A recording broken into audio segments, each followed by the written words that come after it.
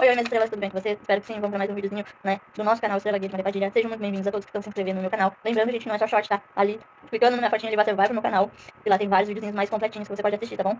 Então vamos lá. O que ela tem a nos dizer sobre saúde, né? O que a espiritualidade cigana vem a nos dizer sobre saúde, né, pessoal? Vamos ver aqui. Pra muitas energias estão boas, tá? Mas pra muitos estão desgastados emocionalmente, tá? Tem muitas energias desgastadas, tanto emocionalmente quanto fisicamente, tá? Mas tá? Devido a algumas questões que estão aparecendo, algumas mensagens que estão chegando pra muita gente, tá deixando o emocional e o físico abalado. Então, cuidem mais do seu mental, porque vem muitas honrarias aí na tua vida, tá? Então, pra que o teu físico melhore, você tem que melhorar o seu mental, tá? Muitas energias estão debilitadas emocionalmente, entendeu? Quando o mental não está bom, o corpo parece, como a gente disse, né? O corpo demonstra, tá? E por que eu disse que é desgaste emocional, gente? Aqui, ó, o rato, tá?